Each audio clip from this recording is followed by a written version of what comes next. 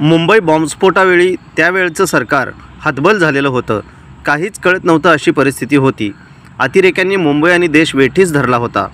मागील 9 वर्षापासून आज मात्र देशाच्या सुरक्षेबरोबरच आंतरराष्ट्रीय स्तरावर भारत सामर्थ्यवान झाला आहे, असं मत जनसुराज्य पक्षाचे नेते आणि माजी मंत्री विनय कोरे यांनी व्यक्त केलं. सांगलीमध्ये आयोजित करण्यात आलेल्या महायुतीच्या पक्षांच्या मेळाव्यात माजी मंत्री विनय कोरे हे बोलत होते. आपल्या वैयक्तिक सन्मानापेक्षा भारताच्या सन्मानासाठीची लढाई आता लढावी लागणार आहे. त्यामुळे आगामी निवडणुकीत पुन्हा एकदा नरेंद्र मोदी यांना पंतप्रधान बनवण्यासाठी सर्वांनी एक संघ राहून प्रयत्न करणे गरजेचे आहे, असंही कोरे यांनी यावेळी सांगितलं. खासदार संजय काका पाटील हे मेळाव्याच्या अध्यक्षस्थानी होते. माजी मंत्री सदाभाऊ खोत, आमदार सुधीर गाडगीळ, आमदार अनिल बाबर, आमदार गोपीचंद पडळकर, माजी आमदार पृथ्वीराज देशमुख, माजी आमदार दिनकर तात्या पाटील, माजी आमदार नितीन शिंदे, माजी आमदार विलासराव जगताप, जनसुराज्य युवा आघाडीचे प्रदेश अध्यक्ष समित कदम, भाजपा जिल्हाध्यक्ष निशिकांत पाटील, शिवसेना जिल्हाप्रमुख महेंद्र चंडाळे, राष्ट्रवादीचे जिल्हाध्यक्ष वैभव पाटील, RPIचे युवा आघाडीचे जिल्हाध्यक्ष श्वेत पद्मकांबळे, माजी नगरसेवक जगन्नाथ ठोकळे आणि PRPचे जिल्हाध्यक्ष महेंद्र गाडे, भाजपच्या महिला आघाडीच्या जिल्हाध्यक्ष स्वाती शिंदे, शिवसेनेच्या महिला आघाडीच्या जिल्हा निरीक्षक सुनीता मोरे यांच्यासहित महायुतीतील 11 पक्षांचे नेते कार्यकर्ते उपस्थित होते. सांगली जिल्ह्यात महायुतीतील 16 पैकी 11 घटक पक्ष कार्यरत असून या सर्व 11 घटक पक्षातील नेते कार्यकर्त्यांच्या उपस्थितीत सांगलीत महायुतीचा मेळावा मोठ्या उत्साहात पार पडला.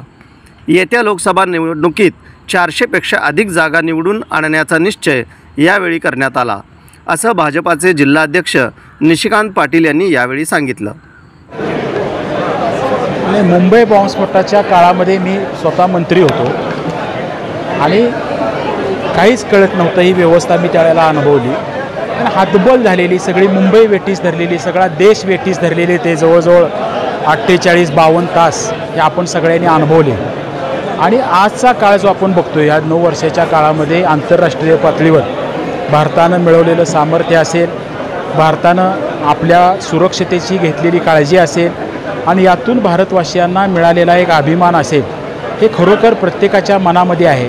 ह्या प्रकारच्या निवडणुकांच्यामध्ये देश महत्त्वाचा आहे. देश कुठल्या दिशेनं गेला आहे, काय सामान्य माणसाच्या पदरात पडले, हे विचारात घेऊन आपण राष्ट्रीयत्व जपायचं आहे, ही भूमिका मी या निमित्तानं मांडायचा प्रयत्न केला आहे.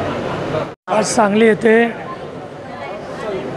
महायुतीचा प्रचंड उत्साहामध्ये मेळावा संपन्न झाला.